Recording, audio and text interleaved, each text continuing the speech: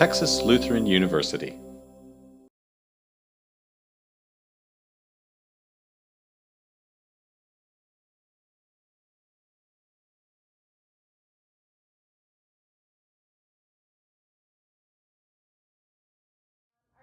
Today is Dr. Ashley Farmer.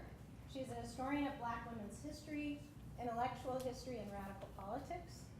Her book, Remaking Black Power, How Black Women Transformed an Era, is the first comprehensive study of Black women's intellectual production and activism in the Black Power era.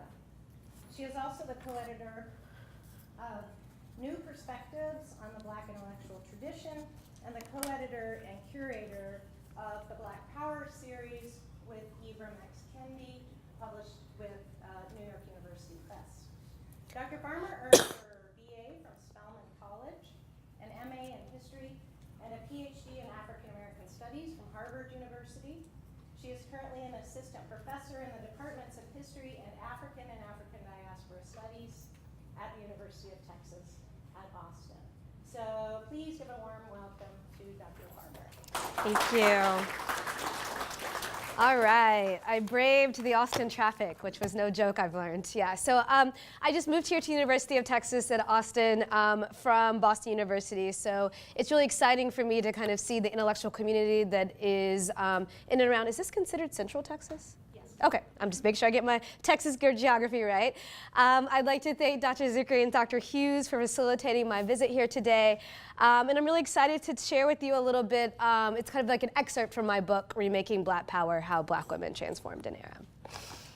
So I wanted to begin our discussion today by thinking about a quote from a renowned organizer and activist from this era named Angela Davis, as many of you know. So in October 2013, she was invited to London to give a speech that reflected on the meaning of freedom in the midst of a series of civil rights anniversaries. And here we're talking about in 2013, the 50th anniversary of the March on Washington, which happened in August 1963, and the bombing of 4 little girls in the 16th Street Baptist Church in Birmingham, Alabama, which happened in September of 1963. So when Davis was talking, she said she emphasized the value in marking these anniversaries and events. However, she warned us that we should proceed to this celebratory atmosphere with caution. She said what she, quote, feared about many of these observances is they tend to enact historical closures, or the idea that we represent history as a series of historical high points on a road to an ultimately triumphant democracy. Davis warned her audience that this perspective had really detrimental effects, noting that the United States often uses this narrative as a model for the world, one in particular that often serves as a justification for military incursions and other forms of imperialist violence. However, she also pointed out the implications of such an understanding of history on a more individual or collective level. Moving the conversation into more familiar historical territory, she explained, quote, no one can deny that the global popular culture is saturated with references from the 20th century Black freedom movement. We know that Dr. Martin Luther King Jr. is one of the most widely known historical figures in the world. I would dare say most people are familiar with him. Yet, they know little more than the fact that he had a dream. And Davis aptly noted the dominant representations of the Black freedom movement are really this kind of discrete set of historical moments, largely produced by the Montgomery Bus Boycott. And somehow, although Martin Luther King Jr. himself rose to prominence as a consequence of that boycott, and what I mean is, for those of you who may be less familiar with African American history and African American women's history, the Montgomery Bus Boycott was planned. Rosa Parks was put there as a plant in order to get arrested, and she was in no way, shape, or form this tired seamstress. You know, she's always so tired, y'all, right? Let her not be tired anymore in your historical narratives, yes? And she was meant to stay on the bus and get arrested to prompt the Montgomery Bus Boycott. And what we often know about the Montgomery Bus Boycott, particularly related to Dr. King, it was really a group of women, including Rosa Parks and others, who invited King there. In fact, he was a preacher in Atlanta at the Ebenezer Baptist Church and was not actually really that involved in civil rights protests. So what Davis is asking us to think about is how we created an historical narrative, while even though King was invited as a guest of these women, by the time it gets around to where we study it, he's always already seen as the orator and leader of the civil rights movement, right? And even though numbers of books, both scholarly and popular, have been written about the role of women in the 1955 bus boycott, Dr. King remains kind of the dominant figure when we think about this period. So lamenting this point, Davis then wondered aloud. She said, how can we counteract the representation of historical agents as powerful individuals, powerful male individuals, in order to reveal the part played, for example, by Black women, such as the women in the Montgomery Bus Boycott? Equally important, she queried, why is it difficult for us to imagine and acknowledge what must have been among Black women like those in the boycott, this amazing collective imagination of a future world without racial and gender and economic oppression?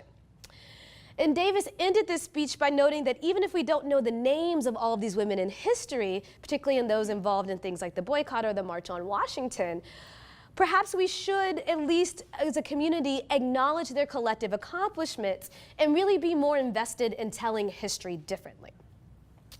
So as a historian of Black women's activism, I read Davis's speech as kind of a call to action in a couple of really important ways.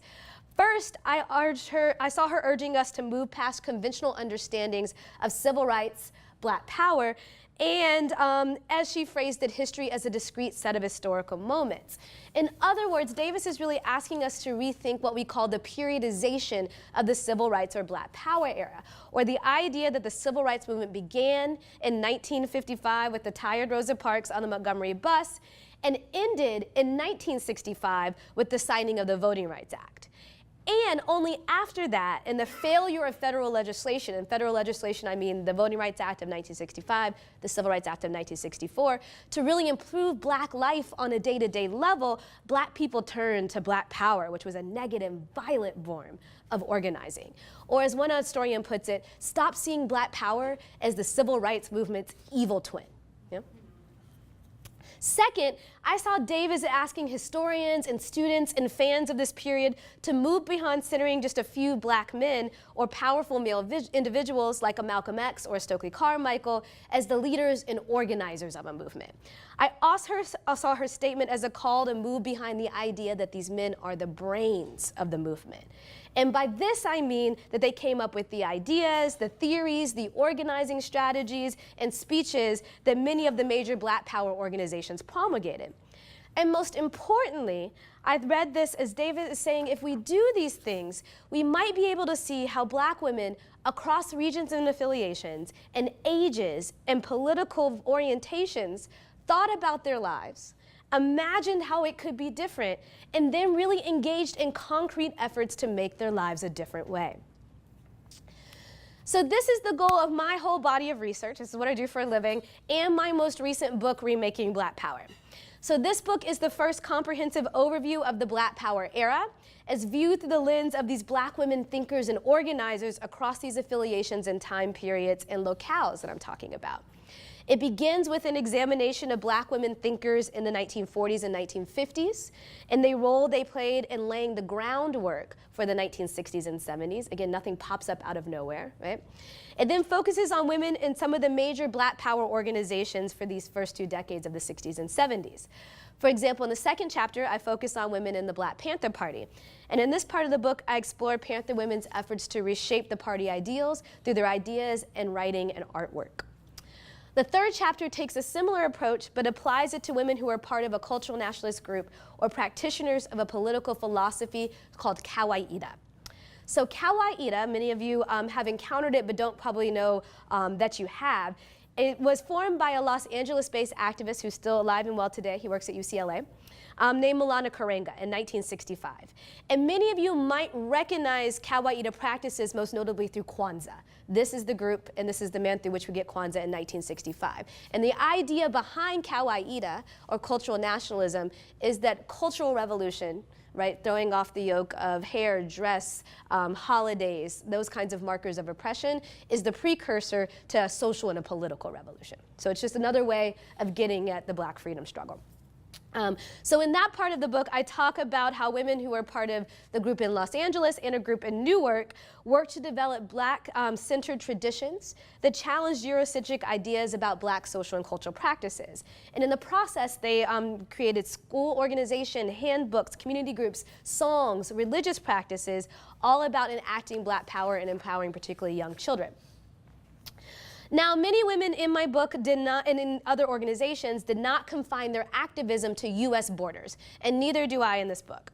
In the 4th chapter, I follow some of these women as they attended the Pan-African meetings in the mid to late 1970s. So why is this important? In the 1960s, record numbers of African countries decolonized and European leaders left. So now all of a sudden, you see Black power in action. You see Black people leading Black nations within Africa. This was very exciting for activists here in the 1960s and 70s, and often served as a model for how they thought about Black liberation here. So that, and the combination of just commercial air travel becoming cheaper, allowed Black activists to move back and forth between Africa in a way that they hadn't before.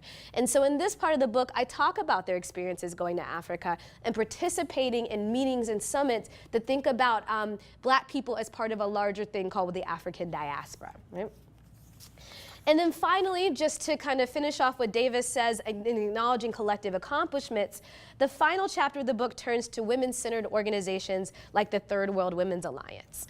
This is a radical Black feminist organization that was one of the foremost advocates of women-centered understandings of Black power. And when I say that, what I mean is if Black power is arguing for self-determination, the women in the Third World Women's Alliance are arguing that self-defense, the ability to defend oneself against an attacker, birth control, the right to abortion are forms of Black women's self-determination, yes? And this is largely the group where we get the term intersectionality before it became the catch term that it is today, right?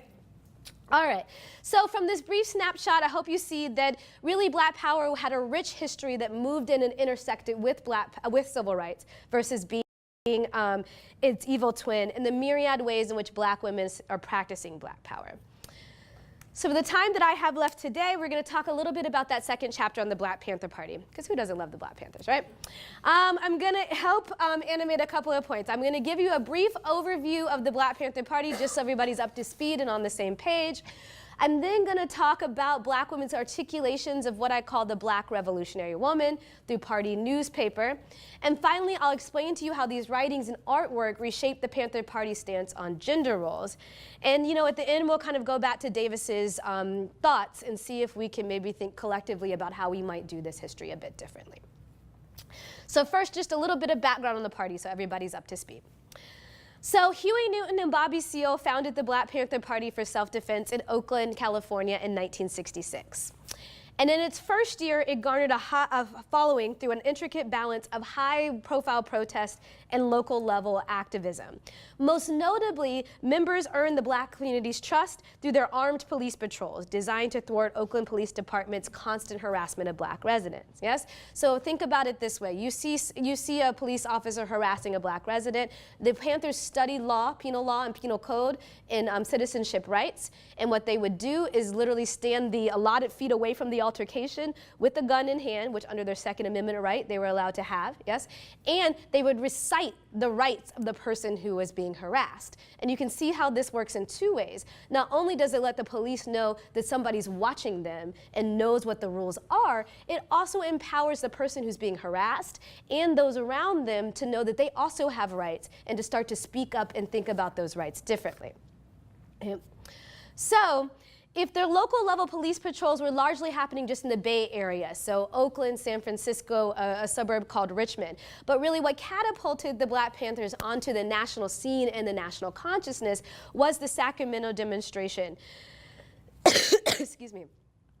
So in May 1967, a group of 30 armed Panthers, 24 men and 6 women, went to the state capitol to protest the Mulford Act. Now, as I told you, the Black Panther Party had the right to bear arms under their Second Amendment. However, As soon as they saw a bunch of black people walking around with guns, they tried to undermine the Second Amendment right through the Mulford Act. So in an effort to stall out the Mulford Act, with Sacramento we know is the capital of California, they went to go hear a vote about this particular act.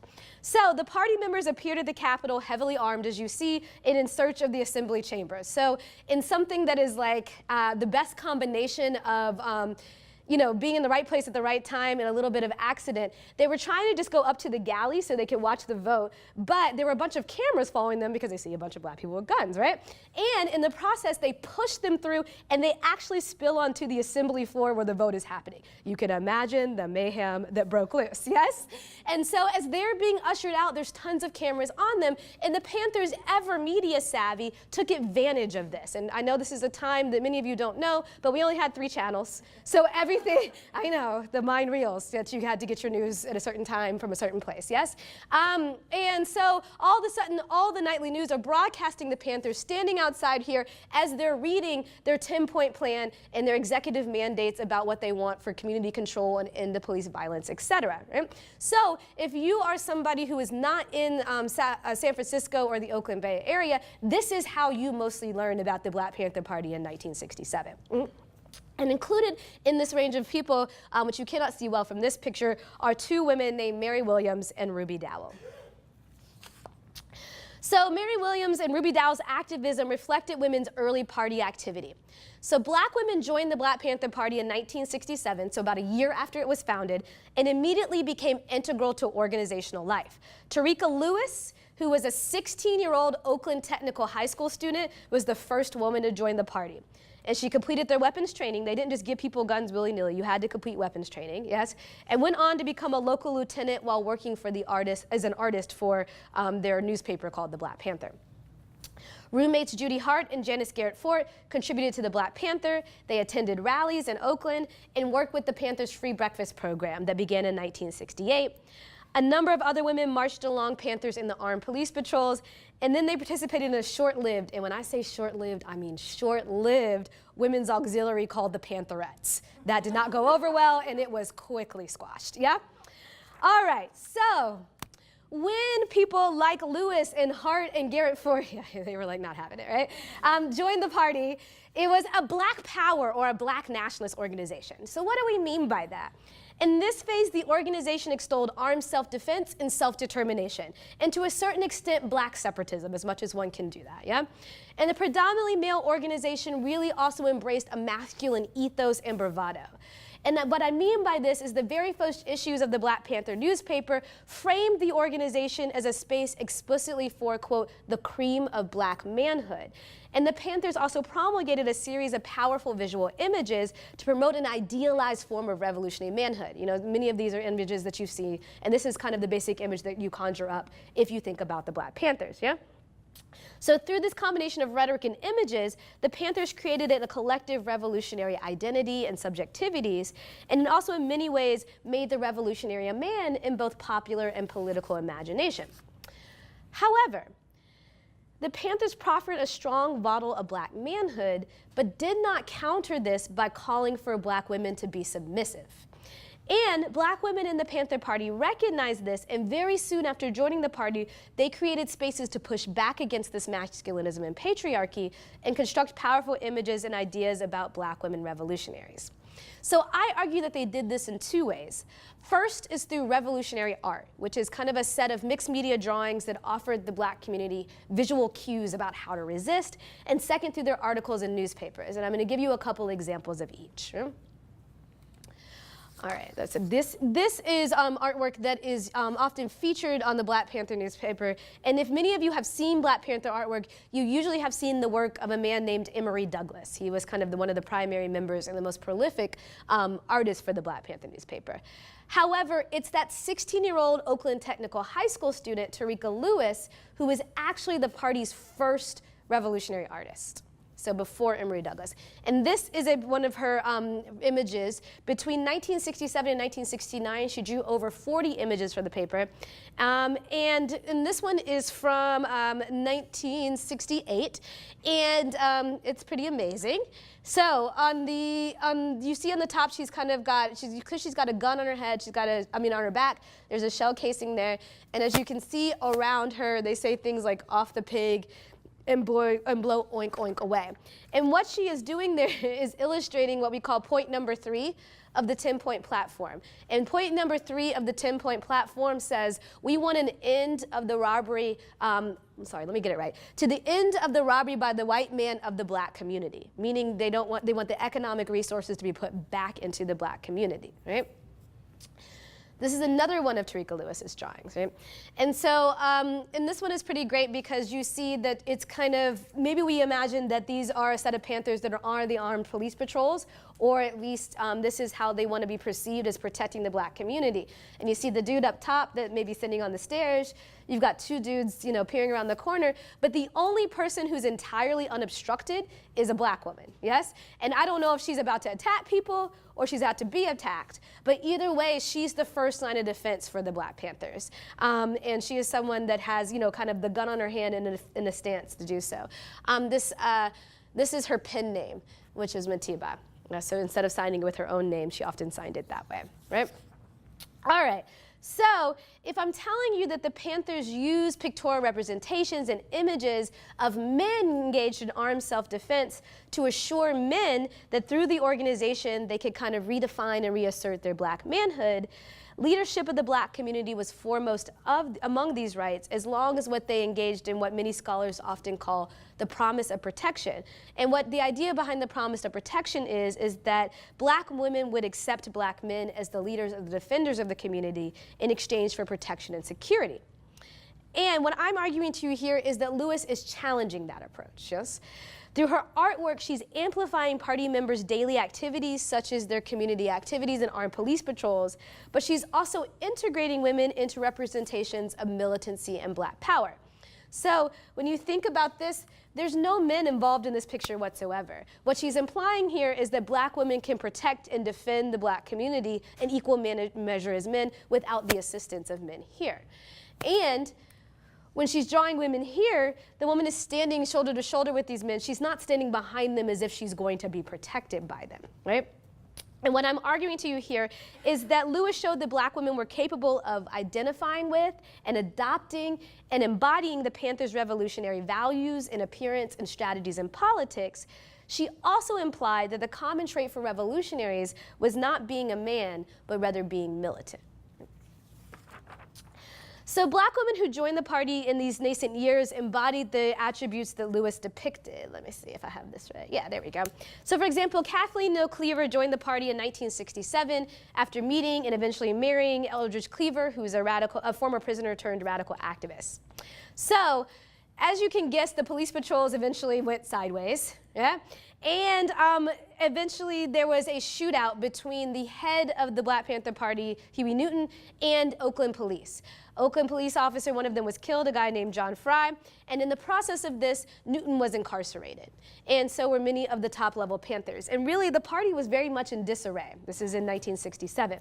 The following month, Kathleen Cleaver relocates to the Bay Area and begins working for the organization.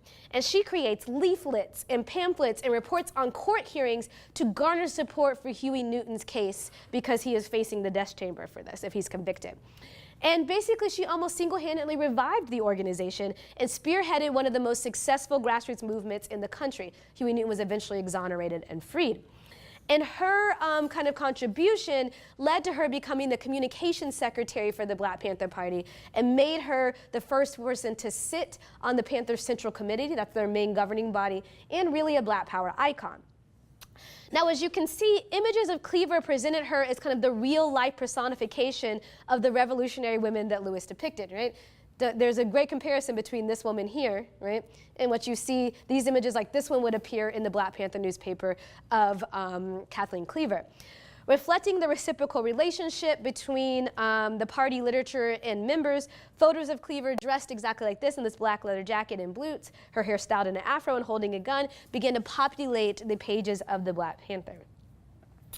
And Kathleen Cleaver's popularity was indicative of women's growing participation in the Panthers. As the parties grew from a local organization to a national organization, women founded or headed the good chunk of their branches. So between 1967, when it was just in Oakland, and about 1969, about 40 chapters of the Black Panther Party developed, mostly in the United States and a few abroad. I'm telling you that women were either the founders of them or heavily involved in the leadership of them. For example, there's a woman named Mary Ream who established the Des Moines, Iowa chapter. Ericka Huggins, who we're going to talk about it again in a little bit, helped create and lead the New Haven, Connecticut chapter. A woman named Audria Jones helped co-found and lead the Boston chapter of the party. And when they weren't founding the organization, they were also functioning in key leadership positions. For example, a woman named Yvonne King was the Minister of Labor and a field secretary in the Chicago chapter. Now, as women began to run the daily operations of the party, they really needed new ideas of what a revolutionary and a black woman could be that fit those ideals better than kind of the masculinist approach that the party was doing. So in addition to revolutionary art, by 1968 and 1969, we start to see a proliferation of articles written by black women in the Black Panther challenging what a black woman can be and what a revolutionary can be, right? And one of those is this article right here. So Linda Green is a member of the New Orleans chapter of the Black Panther Party, and she publishes this article called The Black Revolutionary Woman. And I'm just going to give you like the juiciest tidbits of it because it's a little dense, yeah? All right, so she says, there is a phenomenon that is beginning to evolve out of many other phenomena.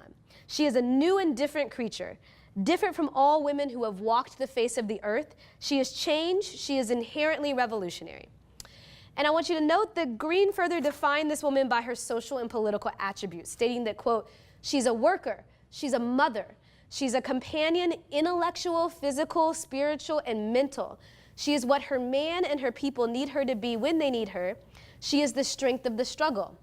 Then she says, she is militant and revolutionary and committed and strong and warm and feminine and loving and kind. And she notes that these qualities are not the antithesis of each other, but they must all be hers simultaneously. So if we think about women like Tareka Lewis, who was the artist, were intent on proving that black women could basically be as militant as black men, here we're seeing somebody like Linda Green say, you know what, we're not even going to try that anymore. The Panthers' idea of the revolutionary couldn't really rest on solely on black women trying to emulate black men, but rather, excuse me, Panther women needed a model of womanhood that reflected the range of responsibilities that they were actually available or performed within the struggle, yeah?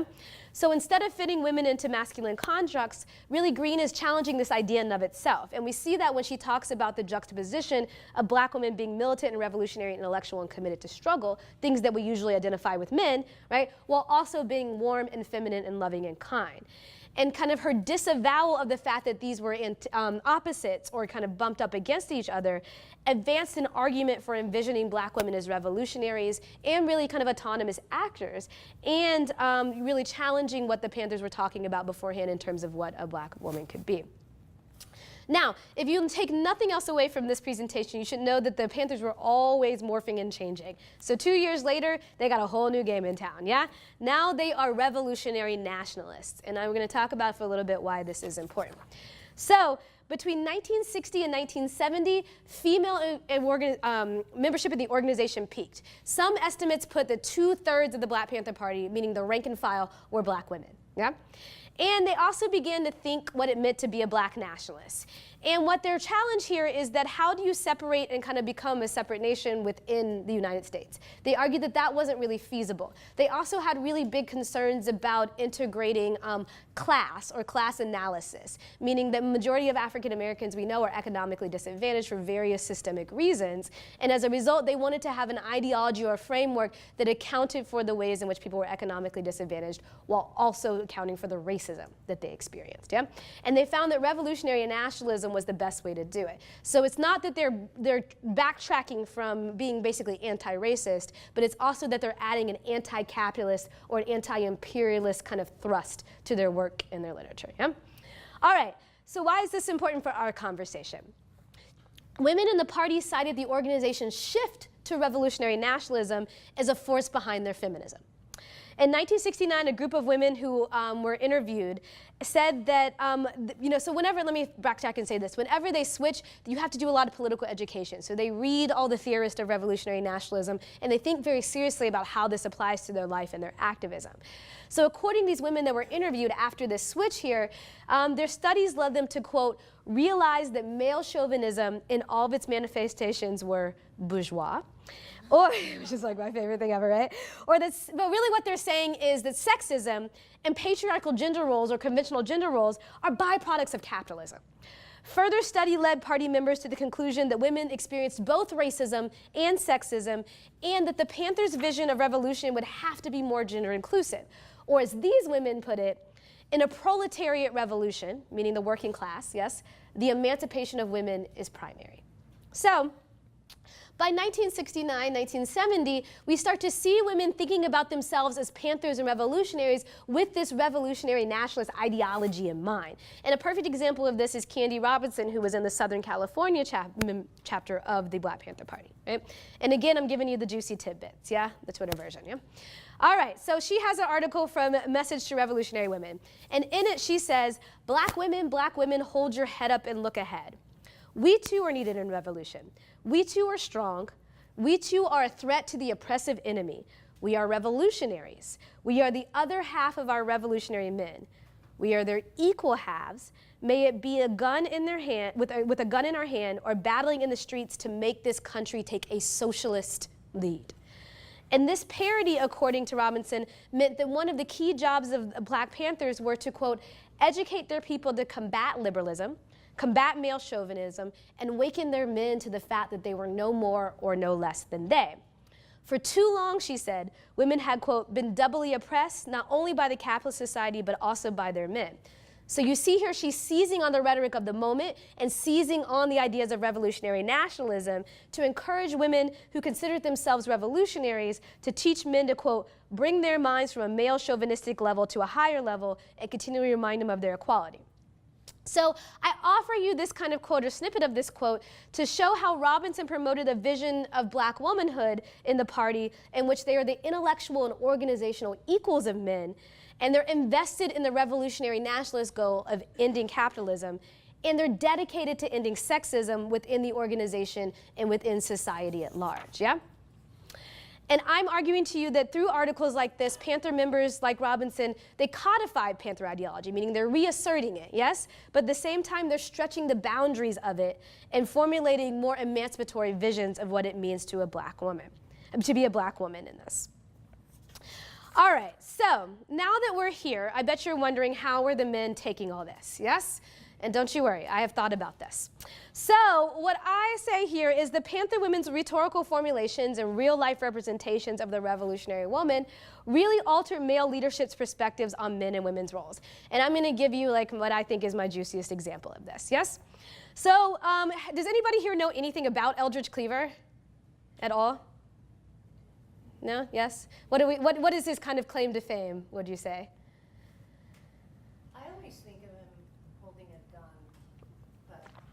That was often happening. Yeah, it's a little nuts. Yeah, okay. So Eldridge Cleaver is basically a criminal and a prisoner who becomes radicalized in prison and becomes one of the high-ranking members of the Black Panther Party. Now, when he does this, he also writes his biography called Soul on Ice. Soul on Ice is not cool, y'all. It is so not cool. And to give you the snippets of why it's not cool, he talks about raping black women. He talks about raping black women as practice for raping white women, yeah? So this is, like I said, not cool, yeah? So because of this, and this book comes out right as the Panther Party is starting, and some people see it as like, you know, the ideal black coming of age revolutionary person. All the women are like, WTF, dude, like, not cool, right? So as a result, he becomes kind of the exemplar or the thing that we hold up as a black power sexist or, you know, the patriarchal impulses of black power. Now, Eldridge changed his mind, yes? All right, so in 1968, he pins, oops, oh no, go back, okay, sorry. He pins an article called Message to Sister Ericka Huggins, right? So first of all, for you to get this, you need to know who Ericka Huggins was. She's pictured there. She, like Kathleen Cleaver and others, are still alive and well. She lives in San Francisco. Kathleen Cleaver, just for your information, works at Emory now.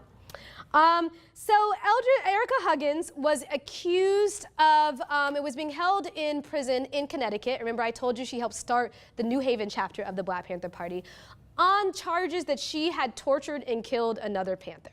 Now, is this true? No. What is actually happening here is that the Black Panther Party became very powerful, and the government engaged in a extensive campaign to exterminate the Black Panther Party through something called COINTELPRO, which is short for Counterintelligence Program. This is under the auspices of J. Edgar Hoover, and when I tell you, I probably have 3,000 to 4,000 pages, sometimes on a single person, that the government was tracking for that particular long under COINTELPRO.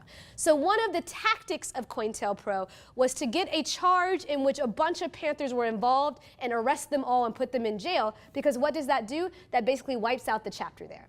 So Ericka Huggins was part of something called the New Haven 9, which were 9 Panthers that were accused of doing this one act, yes? And so while she is in prison, Eldridge Cleaver, our not cool homeboy, yeah, writes a letter called Message to Sister Ericka Huggins. And this is what he says in it. And it's published in the Black Panther newspaper, and it is seen as his new stance on things. He says, Ericka Huggins is, quote, a shining example of a revolutionary woman, and that her, quote, incarceration and suffering should serve as a stinging rebuke to all manifestations of male chauvinism in our ranks. He goes on to say, we must purge our ranks and our hearts and our minds and of any understanding of chauvinism, chauvinistic behavior, or disrespectful behavior towards women. We must too recognize that a woman can be just as revolutionary as a man, that she has equal stature alongside men, and that we cannot prejudice her in any manner. Yeah? So quite a big difference from so on. Nice. Yes. All right. So what I'm arguing to you here is that if we see Eldridge Cleaver as kind of a high-ranking official of the Black Panther Party, and we see that he is publishing this in the organization-endorsed newspaper, the Black Panther, we see this as kind of a repudiation of sexism. Now, am I arguing to you that Eldridge was entirely informed in his personal life always? I am not. Yes, and I do not want you to leave here saying that. What I'm telling you is this is a moment in which we see a shift in how the party is publicly preparing their support for Black women. And this is in large part not only because of their actions, but also because of their ideological, rhetorical, and artistic pushback against patriarchy within the organization. Yep. All right. So in the years immediately following Cleaver's statement, women really emerged as formal leaders of the party. Like I told you, COINTELPRO was rampant by 1970, 1971, and the government is also sexist, so they target mostly Black men. What does this do? This leaves a large amount of Panther women ready to rise in the ranks and run the organization, and it really flourishes under their leadership. And it's also during this time when they switched to a ideology called intercommunalism, yes? So what is intercommunalism? The goal of intercommunalism is basically to work with other oppressed communities to create a global set of organizers to end imperialism. Think of it as revolutionary nationalism on steroids. There's truly not that much of a difference in that way. Think of it as more an revolutionary nationalism that is far more globally minded, and think of it as revolutionary nationalism that is much more ardently anti-imperialist and critiquing the American government in that way. Now, this is how they phrased it. The goal of anti-imperialist global revolution is a bit tough. Yes, it was probably not going to be achieved readily. So what could an organization do in the meantime? They could help these globally oppressed communities live day by day and survive to see the next day. And they called this survival pending revolution. And what that meant is they created a bevy of programs designed to mitigate the daily effects of racism, sexism, economic discrimination, and imperialism. Now, the Panthers had already begun this venture with their free breakfast program, which was established a couple years earlier. But after the 1970s, they expanded these programs, and they framed them as a first aid kit, basically triaging or treating the Black community so it could see the next day or just survive until the larger revolution could be achieved, yes? And Panther women really spearheaded this phase of party organizing. So in addition to that free breakfast program, there was the free plumbing and maintenance program. There was the legal aid educational program that taught you about your rights and helped you in the prison industrial complex.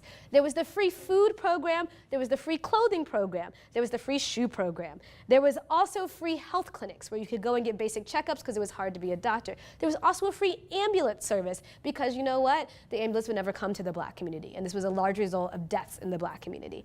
They also started a local school to combat the racist practices of the public school system, and they also began to run for office. Elaine Brown, one of the women who joined the party in Los Angeles, ran for Oakland City Council, and Bobby Seale, one of the founders of the party, ran for mayor. The idea here is that if you control the resources and you control the distribution of resources, perhaps they will be more equitable, yeah? In addition to this, women took over leadership of the Black Panther newspaper. And I would argue to you that this is probably the most productive and wide-reaching part of the Black Panther Party. There was no corner of the globe that was untouched and did not receive the Black Panther newspaper. And once women took it over, they featured women on the cover more often. They published more articles that featured black women's concerns, such as sterilization, birth control, women's rights. They covered the work of black feminist organizations in that sense. And they also expanded their representations of black revolutionary women. So this is one example from a woman named Gail Dixon. Gail Dixon is an organizer who joined the party in the Seattle chapter and then eventually moved to Oakland, California. Yeah? So this one is pretty great. So this has an older black woman. She's received groceries from that free food program you're talking about. Over here you've got the Bobby Seale for mayor and the Elaine for Oakland City Councilwoman here. On the top, her pin says "Vote for Survival." And then at the top it says, let it shine, let the power of the people shine. And one of my favorite things is they've got the rolled up Shirley Chisholm for president there, right? So this is one example of the ways in which black women are creating artwork in this intercommunal survival pending revolution phase. Here's another example. This one, like you said, still sees the Panthers propaganda in terms of the Bobby Seale for mayor and the free food program. And then the quotation up here I think is really great. It says, yes, I'm against the war in Vietnam. I'm for African liberation, voter registration, and the people's survival. Right? So Dixon's artwork represented black women's ability to analyze and synthesize a progressive radical black politics. And through her artwork, she's literally and metaphorically redrawing the boundaries of the Panthers' revolutionary ideal to be more inclusive of a broader range of black women. So if we think about black women in popular culture often being portrayed as caregivers, right, or mother figures, or domestic workers or servants, she's showing you how, through adopting the Panthers' persona, their ideas, their survival programs, black women could adopt a radical identity as part of their lives. So Dixon is arguing that black women became revolutionaries by being politically engaged citizens, anti-imperialist and ardent internationalists. Again, she's saying she's against the war in Vietnam. She's anti-imperialist, right? She's for African liberation and the people's survival. And what I argue too is that I think she's taking the symbols. For example, I see this right here as kind of a riff on the beret and the jacket, yeah? Kind of in the form of, I guess, like granny style beret and jacket, yeah? But I feel that she's using the symbols of the Black Panther newspaper and of black revolutionary and applying it to a larger swath of black women. So this new vision of revolutionary womanhood reflected the female leadership. Elaine Brown, who I talked about, became the chairman of the organization in 1964, and under her leadership, the party flourished as an Oakland-based democratic organization. They made significant inroads in voter registration, urban planning, and community education. However, this wasn't enough to stymie the organization's decline. By 1976, the Black Panther newspaper, arguably their major source of revenue and kind of their most prolific or influential part, decreased in frequency. The last edition of the Black Panther newspaper appeared in 1980, and the party officially closed its last door in 1982. But ultimately, the Black Panther Party propelled Black Power from a local phenomenon to an international movement. In the process, challenged in black manhood and womanhood in the political imagination. And what I'm trying to argue to you here is that the black women's work, their artwork, their writing was a critical part of this, as well as this evolving ideology that developed in order to assert the party. And their success in reshaping the party shows that gender dynamics in the Panthers' record on gender roles was far more complex than most of us appreciate. What began as an armed brotherhood that equated power with patriarchy became, in theory and really many times in practice, a gender-inclusive organization, largely because of Black women's pushback both in print and in person. And as I argue to you here, the statements of support by somebody like Eldridge Cleaver or Huey Noon, who in 1970 came out in support of women's rights, kind of reflect this change that they're talking about and really help push the organization towards a more kind of democratic ethos. Oh, do I have it? Oh, I guess it doesn't. Okay. Just kidding. All right, so what does this talk of, well, how does this help us understand what Davis was talking about how we do history differently? Yeah? So I think there's a couple of key things we need to think about. We have to move beyond the idea that Black women didn't participate in Black power strictly because it was sexist or because of the Eldridge Cleavers in the world.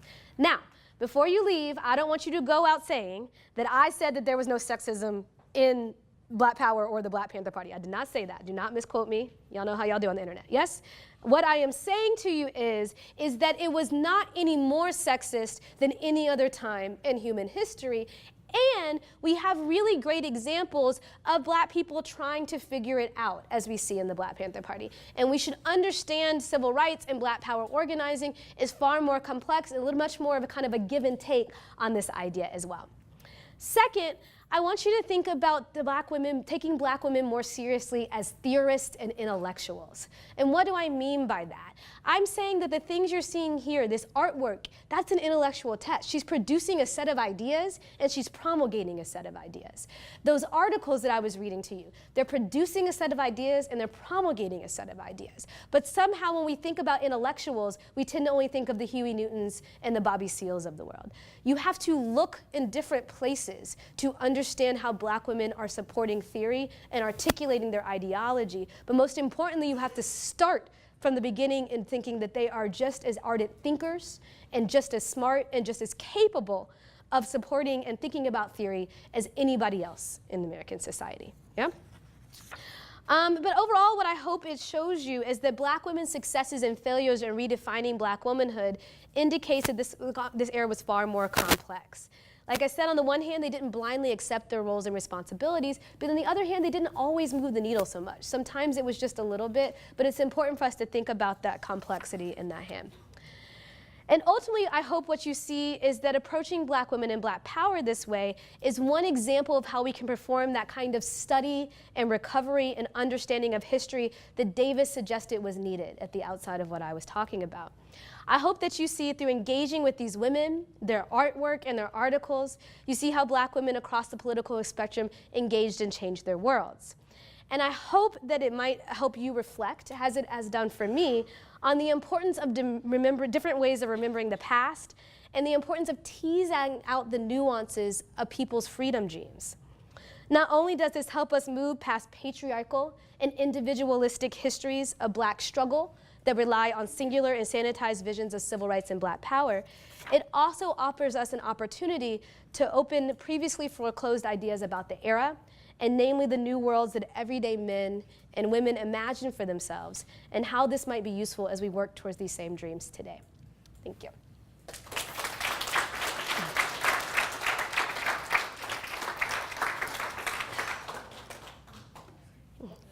Okay, are there questions? Yes, in the back with the hand raised.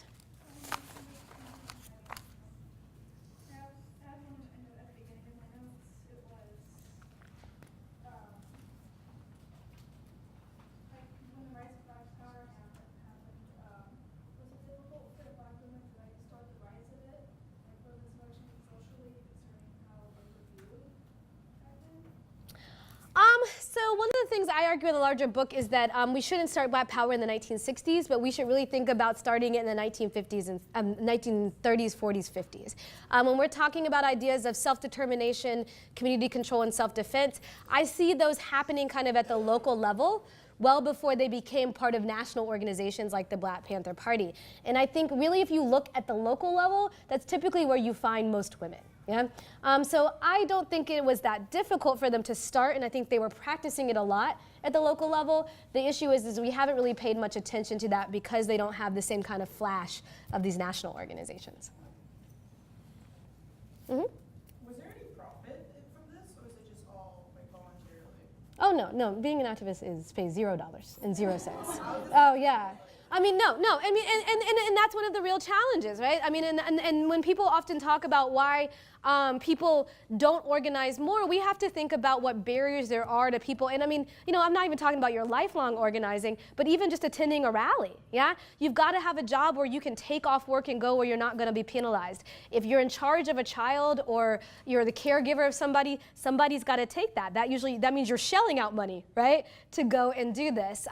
So it was very thankless work, and for those who truly devoted their lives to it, a lot of them survived on basically kind of piling in together like 1 or 2 bedroom apartments and living together and rotating in and out. They relied on the generosity of business people to help feed them and feed others in their community. And then eventually, which is an interesting hustle for the Black Panther Party in particular, they got a lot of white movie star benefactors. Which, like, let me tell you what, stuff, it's messy. It's messy. You know what I mean? So what do you do? When they started to get these kind of, when they started to become kind of the celebrities of Black Power, this attracted progressive white and Black people with money. And so they did end up getting a lot of help that way. And then, my God, think of the legal fees from being tied up in jail for years under COINTELPRO as well, yeah? And I'd like to emphasize that we still have more than 20 Panthers still currently incarcerated. And if they haven't, I mean, right, come on, they didn't do this stuff. And there's large evidence, and now that we have COINTELPRO records out, it's very evident as so. But they lack the resources to be able to retry their cases in order to be exonerated. Back to what you said about the emphasis speech, what would you say is the modern call to action for like Black women during this time, like the call to action, so to speak? I think there are several. I think one is we are just now getting really to see how much the focus of police brutality in the prison industrial complex has negated the study of Black women. At this point, we're getting to a point, because the police don't have any other Black people to lock up, that they are now locking up Black women at almost the same, if not disproportionate rates to Black men. We're also seeing now something with, like, say, the Say Your Name hashtag that you see online a lot, more of a focus on the fact that Black women are also victims of police brutality and are killed with impunity and reckless abandon at very similar rates. So I think those are 2 places where there's a lot of great local level organization going on, and a lot of that local level organization is being spearheaded by Black women. The third is, I mean, honestly, domestic abuse and sexual violence. Again, with the Me Too campaign, there's a huge focus on white women, and I think probably, except with the focus on the R. Kelly, kind of situation that's come out, Black women have been almost virtually ignored from that. So but one of the things I really want to share with you is that, like, ain't nobody got to reinvent the wheel. There are tons, in every place you live, there are organizations always doing their work. They always need, like I said, it doesn't pay anything today, just like it didn't pay anything, in 1960. So they're always in need of your monetary support, even if you can't be there physically. And they'll take whatever, kind of man hours you have to help support LEAF, et cetera. Yeah. Yeah, thank you for the talk. I'm interested in if maybe you could speak to how some of our cultural representations of the civil rights movement, and I'm thinking about the Black Klansman movie that just came out, where it's like, you've got the hero of the movie, right? The Black Klansman. Yeah. But at the start of that movie, it's a young woman who gets him into this Black Panther meeting, and I don't know where I'm going with that, other than I can't think of any modern movies where we see women as the actors in, like, the main agents in civil rights, except for maybe Hidden Figures. Yeah, I was just gonna say Hidden Figures is about it, and I mean that only took a cool 50 years, right? Yeah. Yeah, you're right. And so then we have to then we have to figure out if we as a community are invested in trying to figure out how that happens or how we intervene in that, we got to figure out where we failed people. Is it that we didn't properly educate people about history so that people really think that, I don't know, women were tired and that's it? Is it that there is a kind of way in which this triumphant narrative of civil rights and Black progress is especially served by putting men in these particular, kind of narratives in that particular way? Or is it also just the people that know this history aren't being allowed to make films and become cultural markers in that way, And I think it's probably all of the above. And I think all of us could intervene in any of those moments, My corner of the store is the classroom. Yeah? Back there? I have one more. Sure. I was wondering that if women in the party were respected and accepted during the party's early days, like they're given the recognition they deserve Yeah, no, that's a great question. So Tareka Lewis, the one who I told you was the first member, she's also still around. She lived in Oakland. Oh, sorry, did I cut you off? It's okay. Yeah, sorry, I got excited. I'm sorry. It's okay. Like, would Yeah. it have changed, like, the revolution later on and how, like, they impacted history in general during this time? Would it have changed? Well, let me break down the first part. The first part is, like I said, Tareka Lewis and others, they often talk about they were never denied anything. You know, the story she tells is that she literally walked into, you know, their storefront and was like, you don't have any women in here, can I join? And they were like, sure, you know? And they did not bar her in any way. But that does not mean that these people were also not products of their time and were trying to negotiate what they knew to be, you know, what they were taught about how to be patriarchal or sexist. Would this have changed the entirety of the revolution? I don't know, because the Black Panther Party was but one group of many. And while they were very popular and I would argue in some ways very effective, in some ways not, I think you would need kind of a wholesale commitment to women in a way that was just not possible at that particular moment. The Black Revolutionary Women article, do you feel like that's setting a very high bar? It's like she's this, she's amazing. Yeah, so I don't know, maybe was there any way you see that people were like pushing back at that, you have to be everything to our men and feminine and all this? Or? Yeah, I mean, I think that one of the things they had to do was kind of push out the ideal in the hopes of kind of moving the conversation. And I guess that's my point of trying to, you know, what is it? You reach for the moon, you hit the star, something like, you know what I mean? Like, yeah, I can't quite remember the little ditty and how it goes. But the point here is, you know, so what I'm showing you are kind of extreme and hyperbolic ways in which they're trying to intervene in things. And I don't want to give the impression that these people really, you know, could live up to that every single day, or that there weren't kind of contestations and negotiating that.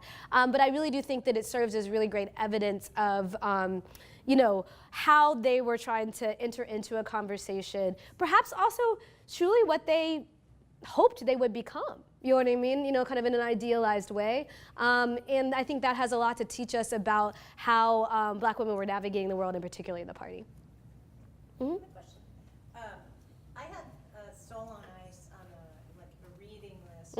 Extra books you can choose in a class that none of my students ever chose, except one time a male student chose it.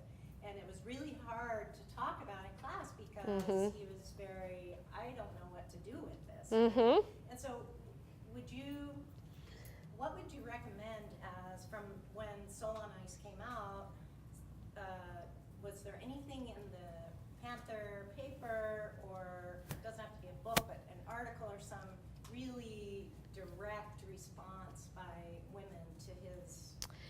Yeah, so legend has it that there was this great collective response called Soul on Fire to it. However, it has been lost to like the bastions of the archive. However, I think that one of the best theorists of this time is a woman named Frances Beale. She is, and she wrote this masterful treatise called Double Jeopardy: To Be Black and Female.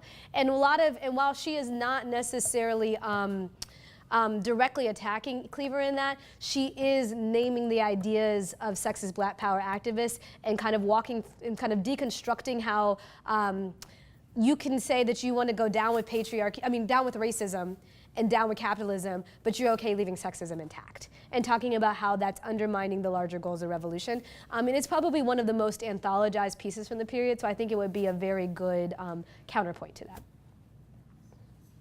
So thank you very much. Thank you for having me. For more information, please visit tlu.edu.